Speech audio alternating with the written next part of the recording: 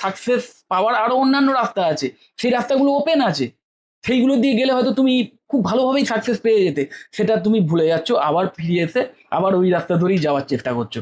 এই টাইপের বোকামো না করে একটু বোঝার চেষ্টা করো, নিজেকে প্রশ্ন করো।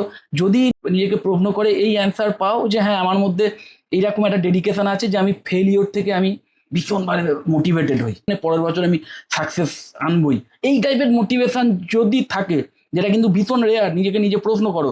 যদি তোমার মধ্যে এই টাইপের মোটিভেশন থাকে তাহলেই একমাত্র ড্রপ দাও। অন্য কারোর কথা শুনে হট করে খুব বেশি তার উপর ডিপেন্ডেন্ট হয়ে বা সেই প্রতিষ্ঠানের উপর ডিপেন্ডেন্ট হয়ে সেই প্রতিষ্ঠান বা সেই ব্যক্তি যতই তোমাদের অ্যাসিওরেন্স দিক যে আমাদের এই ব্যাচে পড়াশোনা করলে পরের বছর তুমি চান্স পাবেই, অমুক তোমার গ্যারান্টি দিয়ে বলছি, এগুলো কখনো সম্ভব? তুমি বলো তো। তুমি নিজেকে প্রশ্ন করো, কারণ এক্সামটা কি তিনি বা তার এই যে সেন্টারের অন্য কেউ টিচার তিনি গিয়ে এক্সাম দেবেন? সেগুলো কখনো সম্ভব নয়।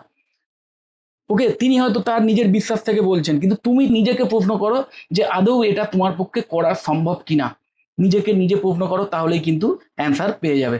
তো যাই হোক, যদি এই টাইপের অল্টারনেটিভ কেরিয়ার নিয়ে বা এই টাইপের কোনো কলেজ নিয়ে, যে কলেজে যথেষ্ট অ্যাফোর্ডেবল ফিজের বিনিময়ে এই টাইপের প্রফেশনাল ডিগ্রি কোর্সেস করানো হয়, এই সমস্ত কলেজ নিয়ে বা কোনো কোর্স নিয়ে, কোনো পার্টিকুলার কোনো এমবিবিএস হোক বা বিটেক হোক, তার অল্টারনেটিভ কোর্স নিয়ে যদি আমার থেকে কিছু জানতে চাও, অবশ্যই আমাকে কল বা হোয়াটসঅ্যাপ করতে পারো। আমি তোমাদের সাজেশন দিয়ে দিতে পারি যে এই কোর্সগুলোর মাধ্যমে কিন্তু দুর্দান্ত কেরিয়ার করা যেতে পারে, বা এই প্রাইভেট কলেজ আছে যেখানে যথেষ্ট অ্যাফোর্ডেবল ফিজের বিনিময়ে ভালো করে পড়ানো হয়, কমপ্লিট প্লেসমেন্টের সাপোর্ট দেওয়া হয়। হ্যাঁ, প্লেসমেন্টের সাপোর্ট দেওয়া হয়। সেই প্লেসমেন্টের সাপোর্টই কিন্তু আইআইটিতেও যখন তুমি চান্স পাবে বা এনআইটিতেও যখন চান্স পাবে, তারাও কিন্তু প্লেসমেন্টের সাপোর্টটাই দেয়। তারাও কিন্তু তোমাকে কখনোই প্লেসমেন্টের গ্যারান্টি দেয় না।